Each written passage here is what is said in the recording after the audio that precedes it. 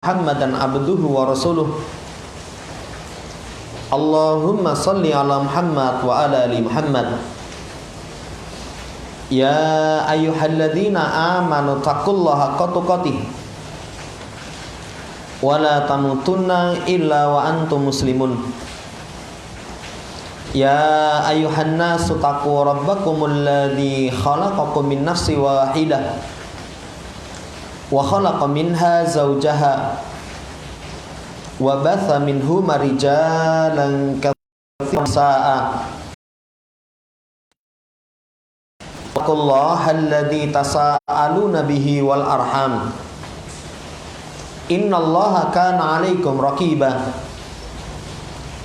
Ya ayyuhalladzina amanu taqullaha wa qulu qawlan sadida yuslih lakum a'malakum wa yaghfir lakum dzunubakum wa may yuti'illaha wa rasulahu faqad faza fawzan 'azima. Amma ba'd, fa inna ashdaqal hadits kitabullah wa khairal hadi hadi Muhammadin sallallahu alaihi wasallam wa syarrul umuri muhdatsatuha fa inna kulla muhdatsatin bid'ah wa kulla bid'atin dhalalah wa kulla dhalalatin finnar. Ma'asyiral muslimin rahimani wa rahimakumullah. Kita lanjutkan pembacaan kita dari kitab Riyadhus Shalihin, masih di bab tentang keutamaan lapar dan kerasnya kehidupan. Imam Nawawi membawakan hadisnya Muhammad ibn Sirin. Dari hadisnya Abu Hurairah, semoga Allah meridhoinya, beliau berkata, laqad ra'aituni wa inni la akhirru fi ma baina minbari Rasulillah sallallahu alaihi wasallam ila hujrati Aisyah radhiyallahu ta'ala anha maghsyian 'alayya. Kata Abu Hurairah, sungguh aku melihat diriku sendiri. Itu aku jatuh antara mimbar Rasul dengan kamarnya Aisyah, kemudian pingsan. Fayaji'ul ja'i fayadau rijlahu ala unuki. Lalu datang seseorang meletakkan kakinya pada leherku. Wa yara anni majnun wa ma bi min junun ma bi ilal ju. Dia memandang aku ini orang yang gila. Jadi kebiasaan orang Arab, jamaah yang saya hormati, kalau ada orang yang gila itu diinjak di bagian lehernya supaya nanti sadar. Abu Hurairah mengatakan ada orang yang datang kemudian menginjak, meletakkan kakinya pada leherku. Dia kira aku ini gila. Aku tidaklah gila, tapi aku tidaklah terjatuh tersungkur pingsan kecuali karena lapar. Hadis ini riwayat Imam Bukhari dalam kitab sahihnya.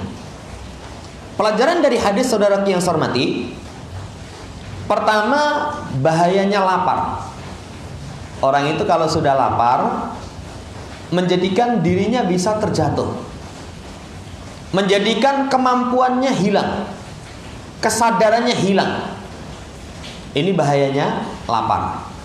Makanya Nabi kita Muhammad SAW berlindung dari kefakiran, berlindung dari kefakiran. Allahumma inni a'udzubika minal kufri wal fakri. Karena fakir itu bisa menjadikan seorang kelaparan, dan kelaparan itu berbahaya. Makanya beliau, kemarin kita baca hadisnya, yang beliau minta kepada Allah itu kecukupan. Allahumma ja'al rizqa ali Muhammadin quta. Ya Allah, jadikan rizki keluarga Muhammad itu cukup. Itu cukup. Bahaya kelaparan. Saudara yang saya hormati, bahaya kelaparan itu bukan hanya menjadikan seseorang lemas, menjadikan seseorang hilang kesadaran. Kadang kelaparan itu bisa menyeret kepada kekufuran. Sampai nanti ada yang mengatakan kadalju ayakuna kufra. Betapa banyak kelaparan itu yang menyeret seseorang kufur. Melakukan kesyirikan, melakukan perzinaan, mengambil harta dengan cara yang tidak halal, kemaksiatan, pelanggaran karena dorongannya tadi, karena lapar. Ini saudaraku yang saya hormati, pelajaran yang pertama demikian. Pelajaran yang kedua, kesabaran para sahabat. Walaupun kondisinya serba kekurangan, walaupun kondisinya lapar, tapi mereka tetap sabar. Bahkan mereka memiliki sifat ifah, memiliki sifat ta'affufuhum an su'alin nas, menjaga diri dari meminta kepada manusia. Padahal kalau orang dalam kondisi kepepet kan boleh meminta. Tapi lihat kisahnya Abu Hurairah. Walaupun kondisinya kekurangan, kelaparan sampai pingsan, beliau menahan diri meminta-minta. Kesabaran yang luar biasa, kemudian sifat ifah yang ada dalam diri mereka. Ini pelajaran dari hadis. Kemudian pelajaran dari hadis, man lam ya'rif haqiqatal amri ma'durun fi tarkil i'anah hatta yanjaliya lahul khabar wa ya'lamu ma yalzimuhu minal aum. Siapa yang tidak mengetahui hakikat satu perkara, maka dia punya udzur untuk meninggalkan memberikan bantuan. Sahabat tadi mengetahui kondisi sahabat Abu Hurairah pingsan, itu dikiranya kondisinya kerasukan syaitan, kerasukan jin. Dikiranya ya, itu punya penyakit kegilaan. Diinjak, diletakkan kakinya di lehernya supaya sadar. Padahal pingsannya itu karena lapar. Lah ini punya udzur untuk tidak membantu. Sampai nanti jelas kabar yang menuntut dia untuk bisa memberikan bantuan. Ini saudaraku yang saya hormati, pelajaran yang ketiga dari hadis. Kemudian pelajaran keempat, penjelasan tentang sebagian kebiasaan orang Arab. Jadi adat mereka itu kalau ada orang yang punya penyakit junun, itu mereka letakkan kaki-kaki mereka di atas leher supaya nanti sadar. Supaya mereka nanti sadar. Wallahu ta'ala alam.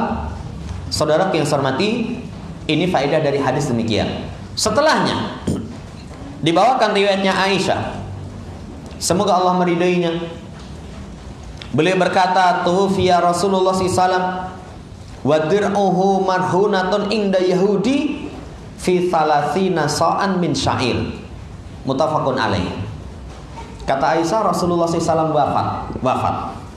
Sementara baju besi beliau itu masih tergadai pada orang Yahudi karena beliau meminjam 30 sok dari gandum. Meminjam 30 sok dari gandum. Hadis ini riwayat Imam Bukhari, Imam Muslim dalam kitab sahih keduanya. Hadis ini saudara yang saya hormati menunjukkan zuhudnya Rasulullah SAW. Beliau itu tidak mau memperbanyak urusan harta, tidak mau disibukkan dengan urusan harta, walaupun kondisinya berat. Ya, beliau meninggal dalam kondisi baju besinya masih tergadai. Ini menunjukkan beliau zuhud kepada urusan dunia. Pelajaran dari hadis ini pula, bolehnya seseorang muamalah dengan ahlul kitab. Muamalah dalam perkara-perkara yang bersifat duniawi, nggak apa-apa. Jual beli, pinjam meminjam, selama tidak ada unsur bertentangan dengan syariat. Kalau pinjam meminjam, misalkan pinjam kepada orang kafir, tapi nanti kamu nganai ya kita nggak boleh. Tapi kalau tidak bertentangan dengan syariat, pinjam meminjam, maka hal yang seperti itu tidak mengapa. Sebagaimana Rasulullah SAW itu meminjam 30 sok gandum dengan menggadaikan baju besi kepada seorang Yahudi. Urusan yang bersifat duniawi tidak mengapa. Tidak mengapa. Ini pelajaran dari hadis. Iya. Kemudian pelajaran dari hadis, disyariatkannya gade. Gade itu dalam rangka untuk menjaga hak. Cuman kalau gade itu barang jaminan tidak boleh dimanfaatkan. Barang jaminan tidak boleh dimanfaatkan. Jadi disimpan. Kecuali kalau barang jaminan itu di masa Nabi onta. Onta butuh makan. Maka boleh misalkan kita naiki, kita perah susunya, sekedar kita memberikan makan kepada onta itu. Tapi kalau enggak boleh. Ya, contohnya masa sekarang HP, orang pinjam uang berapa? 1 juta, jaminannya HP. HP-nya dipakai? Enggak. Kalau HP-nya dipakai, berarti nanti pinjaman yang memberikan manfaat itu riba. Kullu qardin jara naf'a fahuwa riba. Tapi HP yang menjadi jaminan itu disimpan. Tujuannya untuk menjaga hak. Ketika orang yang pinjam uang 1 juta tadi ternyata sudah jatuh tempo nggak bisa membayar, maka dia datang kepada orang yang dia pinjami. Mas, maaf, ini sudah waktunya melunasi pinjaman 1 juta, saya nggak mampu. Terus gimana? Kalau orang yang minjami itu sudah tak kasih undur, kasih kelonggaran, masih ada kesempatan. Tapi kalau orang yang kita pinjami nggak bisa, janji kamu 1 bulan harus bayar. Uang itu uang juga mau saya pakai. Maka kita yang meminjam begini, HP itu dijual dengan harga yang standar, diambil 1 juta diberikan kepada orang yang minjami, sisanya dikembalikan kepada pemilik. Lah kadang dalam masalah gadai di masyarakat kita, kadang ketika barang gadai dimanfaatkan. Kadang lebih parah lagi, menggadaikan sesuatu, nanti setiap bulan itu masih kasih uang. Kasih uang, ini gadainya apa? Kalung. Ya sudah, kamu tak pinjami 5 juta, jaminannya kalung ini. Nanti setiap bulan kamu kasih kepada saya 200.000. Ya, 200.000 sampai kamu bisa melunasi utang kamu 5 juta. Itu riba. Itu riba. Ada lagi praktek yang kurang tepat berkaitan dengan barang jaminan. Ketika orang yang berutang itu tidak bisa membayar, langsung barang jaminannya, oh itu punya saya, bukan punya kamu. Jual dulu, nanti kalau sudah laku dengan harga yang standar, dipotong untuk memberikan pelunasan kepada utang orang tersebut kepada kamu. Sisanya dikembalikan kepada pemilik barang. Saudara yang saya hormati, ini pensyariatan gadai dalam rangka untuk menjaga hak. Menjaga hak. Dan dalam agama kita, pinjaman itu qardul hasan. Pinjaman yang semata diharapkan pahala di sisi Allah Subhanahu wa taala atau kebaikan kepada orang yang butuh. Wallahu taala alam. Kemudian dibawakan hadis Anas. Semoga Allah meridainya. Rahanan Nabi sallallahu alaihi wasallam dir'ahu bisya'ir. Wa masyaitu ila Nabi sallallahu alaihi wasallam bihubzin sya'ir. Wa ihalatin sanihah. Walaqad sami'tuhu yaqul ma asbaha li ali Muhammadin wala amsa. Wa innahum latis'atu abyan. Rawal Bukhari. Kata Anas, Nabi SAW menggadaikan baju besinya dengan gandum. Kemudian aku pernah berjalan kepada Nabi SAW dengan membawa roti gandum. Roti gandum. Kemudian membawa ihalatin sanihah. Ihalah itu lemak yang sudah mencair. Ya, sanihah itu lemak yang sudah mencair, yang sudah al-mutaghayyirah. Rasanya itu sudah hampir basi. Jadi makannya cuma roti, lauknya lemak, itu pun sudah hampir basi. Sudah hampir basi. Kemudian aku mendengar beliau berkata, tidaklah memasuki waktu pagi keluarga Muhammad punya satu sok. Satu sok itu ya 2-3 tangkupan tangan ini, telapak tangan. Ya, 3 tangkupan telapak tangan. Kalau di kilo berarti di masyarakat kita zakat fitrah itu. Ada yang mengatakan 2, sekian, nggak sampai 2,5, seperti pendapat Ibnu Utsaimin. Ada yang berpendapat 2,5. Ada yang berpendapat 3 kilo. Kata Nabi, tidaklah memasuki waktu pagi, keluarga Muhammad itu punya satu shaf. Memasuki waktu sore memiliki satu shaf. Coba kita bayangkan, padahal mereka latis atau abiyat. Beliau SAW itu memiliki 9 rumah. Kan istri beliau 9. Tapi menunjukkan kondisinya seperti itu. Pelajaran dari hadis, kesempurnaan tawaduknya Rasulullah SAW. Kesempurnaan tawaduknya Rasulullah SAW. Dari mana tawaduknya beliau? Dilihat, beliau pun menggadekan bukan aib. Bukan aib, karena itu muamalah yang diperbolehkan, bukan aib. Lihat, beliau pun juga makan seadanya. Itu ciri orang yang tawaduk. Bukan karena nuruti gaya, nuruti kepuasan, akhirnya pinjam sana, pinjam sini. Beliau SAW pribadi yang tawaduk. Ini sempurna tawaduk beliau. Kedua, beliau itu pribadi yang zuhud. Zuhud dalam perkara dunia. Beliau menyukai kesederhanaan. Pernah disampaikan, beliau itu kalau ingin kaya, beliau mampu kok. Kan 1/5 harta rampasan perang itu milik Allah dan Rasul. Sekali mendapatkan itu, kalau beliau ingin kaya, bisa cukup untuk bekal hidup beliau. Tapi hari ini beliau mendapatkan sekian banyak harta, kadang sore sudah habis.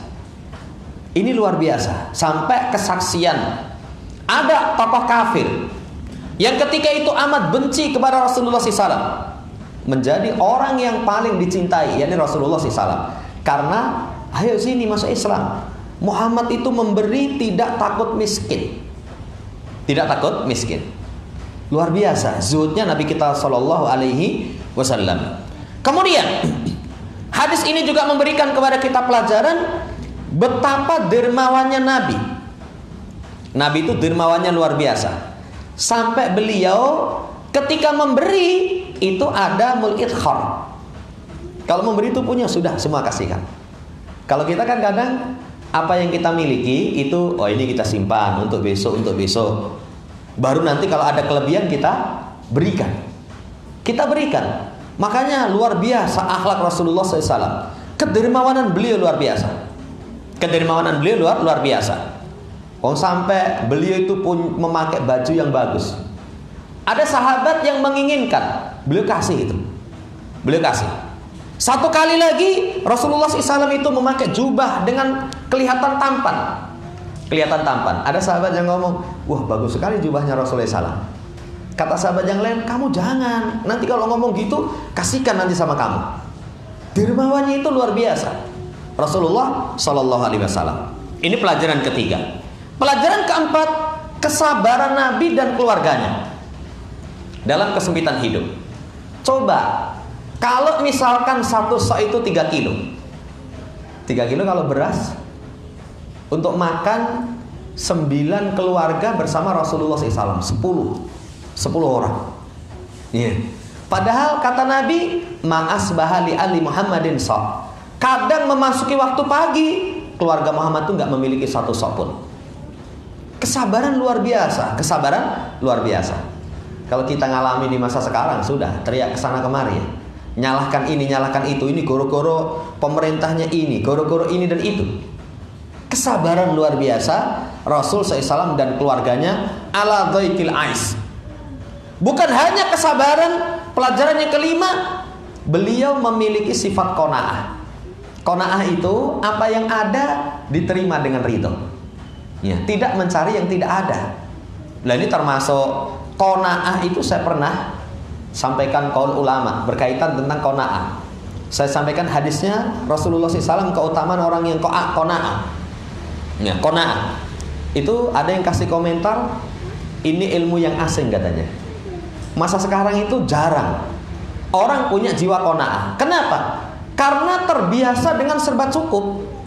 Serba cukup. Makanya pertemuan yang lalu, kalau seorang terbiasa dengan kemewahan, itu nanti dia nggak kuat dengan sedikit kekurangan.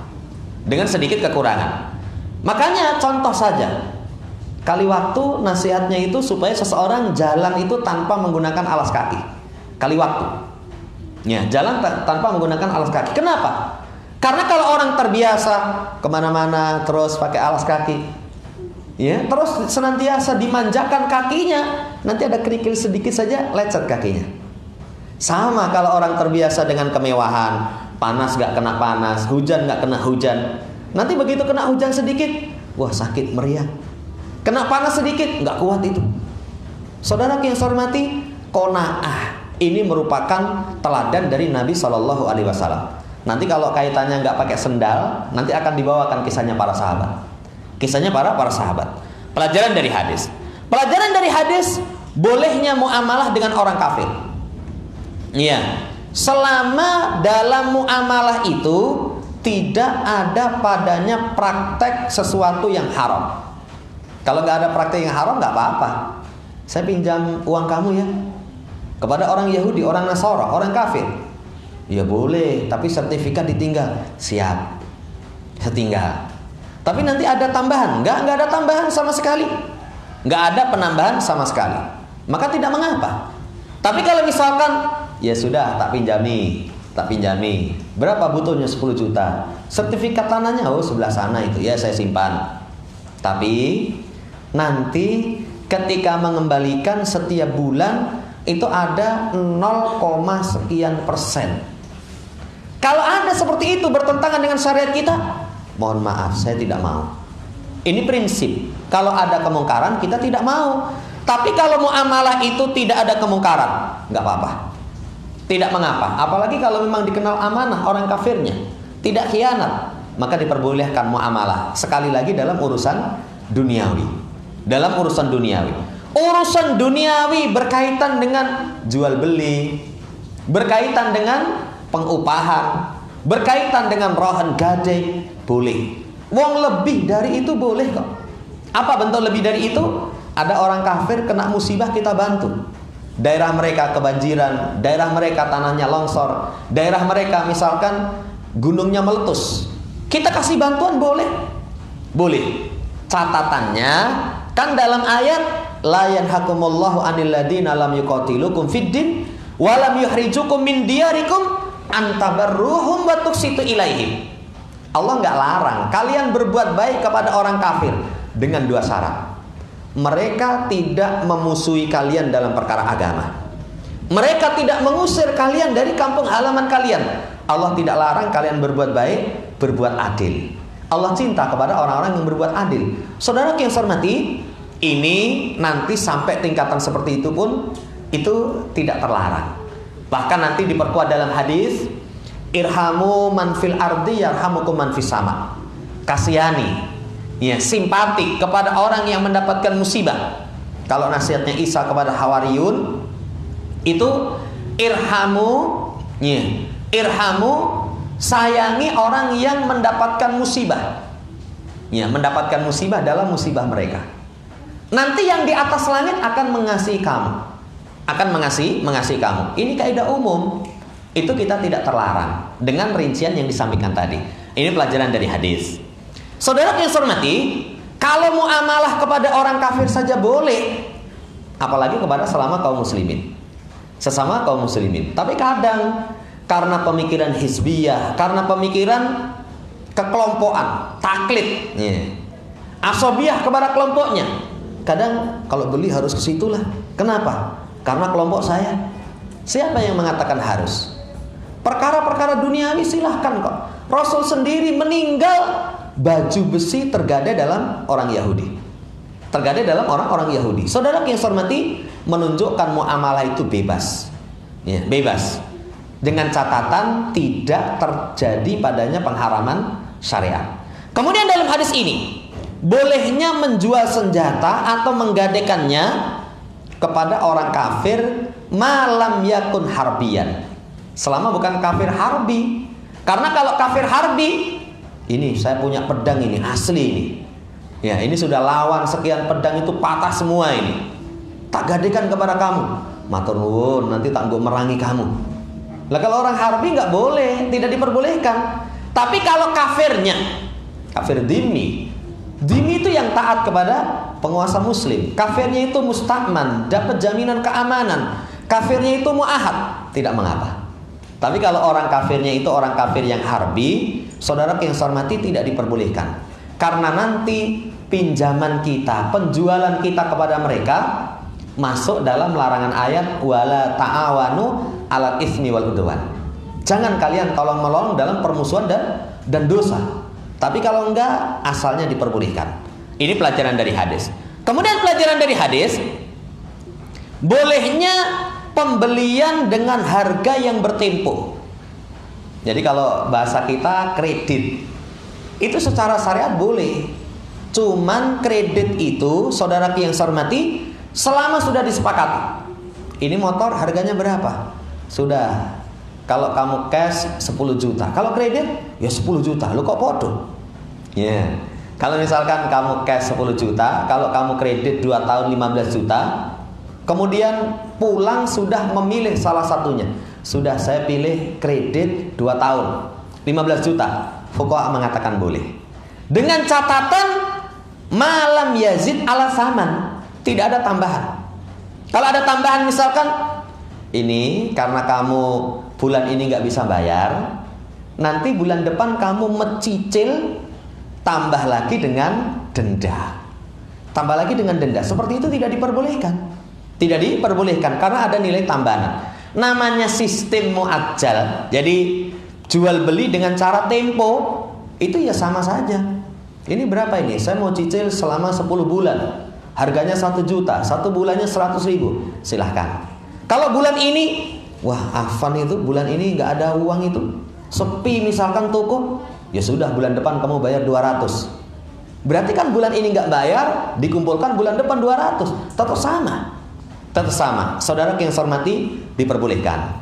Ya, walaupun kredit itu nanti, saudara yang saya hormati, sisi tercelanya membiasakan utang. Kan utang itu Rasulullah SAW berlindung dari utang. Min ghalabatil dain, dikalahkan oleh utang. Makanya seseorang itu jangan berutang kecuali dalam kondisi memang tidak bisa tidak. Contohnya sakit di rumah sakit, waktunya bayar nggak punya biaya. Ya kalau nggak bayar nggak boleh pulang. Padahal kalau nggak boleh pulang di rumah sakit itu walaupun enak, ya, tempatnya bersih, mau makan dilayani, tapi nanti setiap hari bertambah. Kemudian kita utang. Mas saya pinjam dulu ini, saya nggak punya uang sama sekali. Mau jual nggak ada yang dijual. Pinjam untuk bayar, setelah itu saya pulang. Jamaah yang saya hormati, itu namanya kepepet. Tapi kalau nggak kepepet, jangan membiasakan utang. Karena utang itu, saudara yang saya hormati, mengantarkan seseorang tidak tenang. Apalagi hitungan dia utang itu keuntungan saat ini. Saya pernah ada orang ketika awal rintis usaha itu, masya Allah. Ya, sampai akhirnya dia berani kredit ini, kredit itu dengan pertimbangan, saya sehari keuntungan sekian, saya pakai untuk mencicil, nanti masih ada sisa. Tapi yang namanya usaha nggak setiap hari seperti itu. Berjalan sekian bulan, sudah penghasilan akhirnya ya, yang tadinya rame menjadi sepi, pusing. Lah ini kalau nggak kepepet jangan utang. Tapi utang itu pun dalam syariat diperbolehkan. Ini saudara yang saya hormati, pembelian dengan cara kredit boleh selama tidak ada tambahan. Lah termasuk padanya arisan. Masuk padanya arisan. Arisan itu kalau secara fikih boleh apa enggak? Boleh. Walaupun sebagian ulama ada yang keras, enggak boleh. Tidak diperbolehkan. Kenapa? Karena dalam arisan itu ada unsur beda keuntungan, beda kemanfaatan. Saya arisan, arisannya tutupnya berapa tahun? 10 tahun. Hari ini saya dapat nilainya misalkan 20 juta. Itu saya belikan ini dapat. Tapi 10 tahun yang akan datang 20 juta. Nilainya sudah berkurang. Nilainya sudah berkurang. Nah ini saudara yang saya hormati, tapi yang kuatnya arisan itu boleh. Cuman sisi celahnya apa? Pembiasaan utang. Pembiasaan utang. Kalau kita sudah dapat kan berarti harus ngasih terus. Kedua, itu berarti memaksakan diri untuk menerima amanah. Padahal amanah itu berat. Amanah itu berat. Makanya jangan heran kalau arisan-arisan itu kadang di akhir itu panitianya yang kopol-kopol. Ya harus nutupi terus. Saudara yang saya hormati, menanamkan kepada diri amanah. Lah ini satu perkara yang berat. Ya, kalau saya nggak cenderung. Kadang di satu masjid untuk mengikat jamaah sudah diadakan arisan saja. Di keluarga diadakan arisan saja, nggak usah diadakan arisan. Bahkan nanti kalau arisan itu ditambahi dengan siapa yang dapat nanti harus ngunduh tamu. Ngunduh tamu. Itu berarti pinjaman yang berlaku padanya manfaat. No, tak silai kan? Dapat awal tak pinjemi dulu, tapi nanti suguhi kami ya. Nah, itu bisa terkena larangan. Wallahu ta'ala alam, ini pembahasan tambahan. Kemudian pensyariatan rohan itu boleh ketika seorang dalam kondisi hadir. Dalam kondisi hadir. Walaupun kalau dalam ayat di surat Al-Baqarah ayat 283, wa in kuntum ala safarin falam tajidu katiban farihanu makbutah. Kalau kalian dalam keadaan safar, kalian tidak ketemukan juru tulis. Kan kalau muamalah pinjam meminjam itu penting dengan tulisan. Dengan tulisan, kalau perlu bermeterai, kalau perlu ada saksi, tanda tangan di situ itu penting. Ya. Kalau utang hanya sekedar, oh seorang mungkin dia ya ngapusi saya. Oh dia orang yang ngaji. Dia, apa dia bisa mati apa enggak? Bisa mati. Saya kapan itu ngisi di satu masjid, bapaknya itu punya utang sama seseorang. Bapaknya sudah ngomong, le, utangnya Pak wis dibayar sekian, ya sekian. Ternyata tidak berapa lama si bapak ini meninggal. Orang yang muamalah dengan bapak ini datang, kemudian setelah itu meminta untuk dikembalikan utang bapaknya, yang bapaknya sudah bayar itu nggak dihitung. Taruhlah utangnya 50 juta, bapak sudah bayar 20 juta. Orang tersebut datang lagi minta 50 juta. 50 juta. Gimana sikap saya? Kalau saya, Mas, karena pembayaran bapak tidak ada bukti, nggak ada saksi. Ya. Kalau dia misalkan berani bersumpah demi Allah ya, betul, bapak belum bayar sama kamu. Demi Allah belum, padahal sudah. Ya, itu urusan dia dengan Allah Subhanahu wa taala. Kamu bayar. Tapi kesalahan kamu, kenapa nggak ada juru tulis? Ya, hanya sekedar sudahlah saya yakin. Dan ini banyak kasus muamalah yang tidak tercatat. Tidak tercatat. Kemarin pas servis motor itu juga ada. Tukang servisnya curhat. Ya, itu kemarin saya rame sampai kelurahan. Lah kenapa, Mas? Itu bapak nyewakan tanah untuk ditanami. Untuk ditanami. Akadnya untuk ditanami itu bukan jumlah menanam, tapi tahunan. Tahunan itu sudah, ini tanah bapak ini kamu sewa selama 10 tahun. Per tahunnya 1 juta. Berarti 10 juta. 10 juta. 10 juta kalau 1 tahun, kan di daerah kita biasanya bisa tanam 3 kali, tanam padi. Berarti kalau 10 tahun, tanam 30 kali. Lah, sama orang yang menyewa tanah itu mengatakan, "Ngomong saya nggak nyewa 10 tahun kok. Saya mau bayar itu dengan sewa menanam setahunnya 3 kali." Nah, itu sudah berapa? Oh, kemarin yang nanam berhasil itu baru 6 kali. Padahal itu 30 kali. Yang lainnya gagal semua. Wah, akhirnya sampai rame sumpah-sumpahan. Iya, ya nggak ada manfaatnya kalau berkaitan dengan perkara urusan duniawi. Kalau urusan akhirat dia dolim, ada urusan dengan Allah. Ya saya sampaikan, masalah kamu, kenapa nggak ada tanda bukti tertulis? Kalau tanda terbukti tertulis, saya si fulan, ya tanda tangan, menyewakan tanah ini 10 tahun kepada si fulan. Namanya ini tanda tangan. Sudah selesai. Ketika orang mengingkari, lah ini kamu kemarin juga tanda tangan, ada meterai. Saudara yang saya hormati, siapa yang dalam keadaan safar tidak menemukan juru tulis, maka nanti penjagaan hak itu dengan diperbolehkan gade. Diperbolehkan gade. Asalnya ketika safar. Tapi orang yang dalam kondisi hadir pun nanti ketika dia menggadekan diperbolehkan. Menggadekan diperbolehkan. Wallahu ta'ala alam. Tapi sekali lagi catatan yang pertama, barang yang jadi jaminan gade itu tidak boleh dimanfaatkan.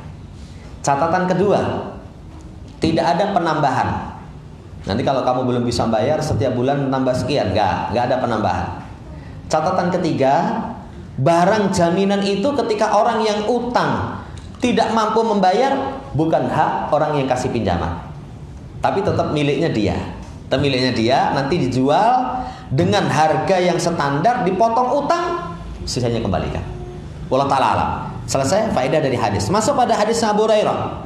Semoga Allah meridainya, beliau berkata, laqad ra'aitu sab'ina min ahli suffah ma minhum rajulun alaihi rida imma izar wa imma kisah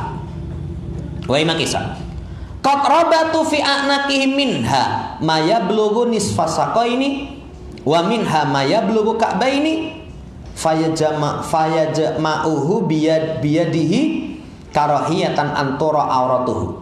Rawal Bukhari. Kata Abu Hurairah, sungguh aku melihat 70 dari ahlu sufah. Ahlu sufah itu sahabat yang tinggal di Masjid Nabawi, fokus belajar.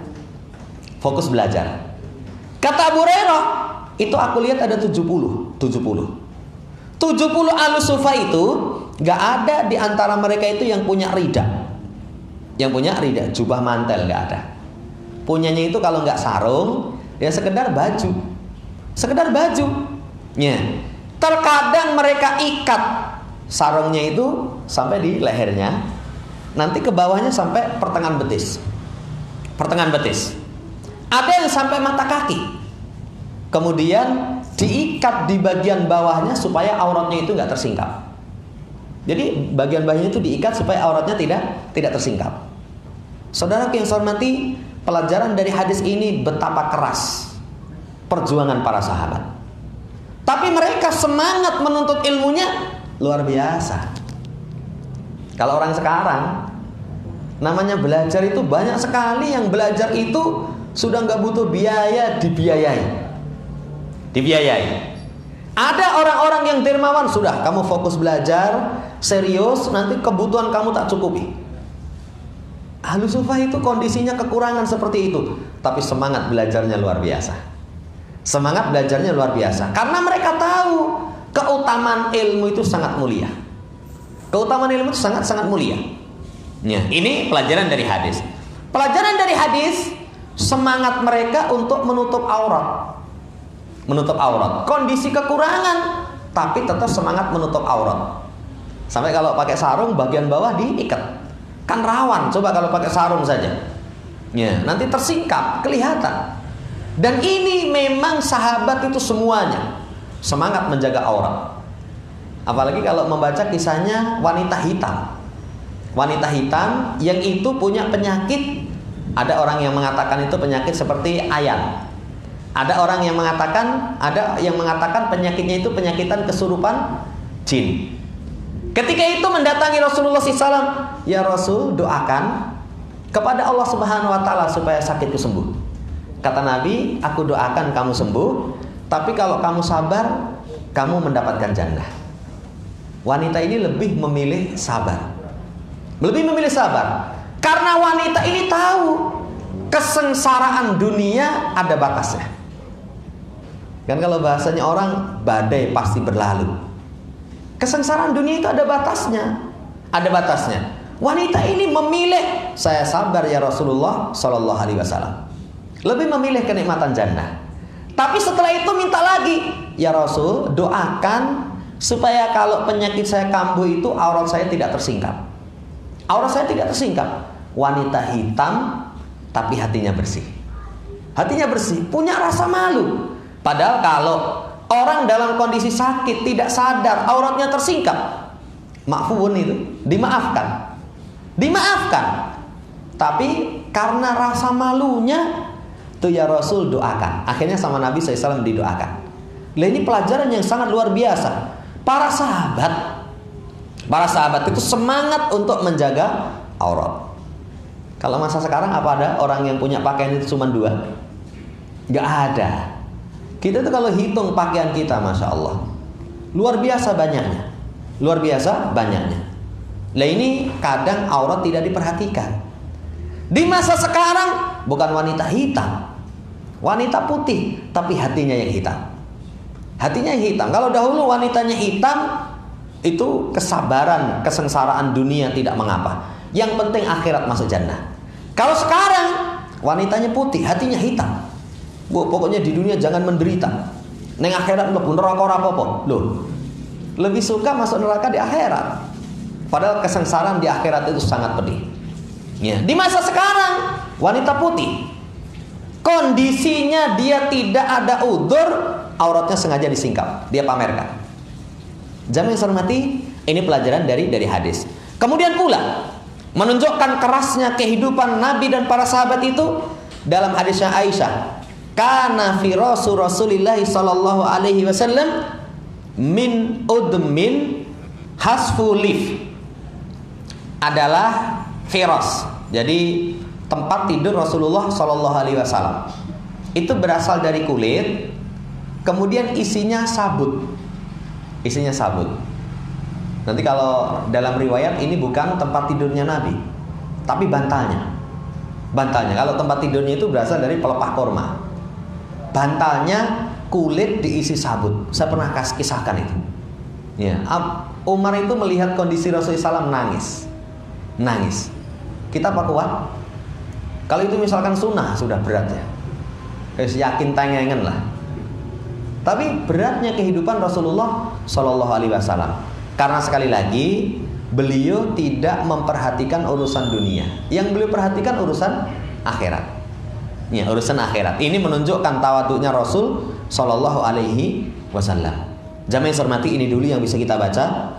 Jadi luar biasa. Imam Nawawi membawakan kisah-kisah. Yang kisah ini kalau kita masih sering berkeluh kesah, coba dimurojaah kembali. Ternyata kehidupan kita itu nggak seberapa dibandingkan dengan kehidupan para sahabat. Para sahabat. Kalau kita misalkan wah ini sedih, karena kita terbiasa dengan kesengsaraan kenikmatan. Tadi dampaknya kalau orang terbiasa dengan kenikmatan, dengan kebahagiaan, itu sedikit kesengsaraan nggak bisa sabar. Nggak bisa sabar. Makan nasinya agak keras sedikit, sego koyo watung ini kon mangan. Pois tahu mangan watu, Mas. Ya, kebanyakan air sedikit, bubur suruh makan. Wah, pokoknya keluh kesah terus lah. Karena terbiasa manja. Makanya dibiasakan seseorang untuk taqallul, sederhana. Itu salah satunya mengantarkan lebih bisa mensyukuri keadaan. Demikian, semoga Allah berikan taufik untuk kita bisa menteladani Rasul SAW dan para sahabat, sehingga kita pun bisa mencapai kemuliaan sebagaimana yang mereka capai. Allahumma amin. Kurang lebihnya mohon dimaafkan. Subhanakallahumma rabbana bihamdika, asyhadu alla ilaha illa anta, astaghfiruka wa atubu ilaik. Assalamualaikum warahmatullahi wabarakatuh.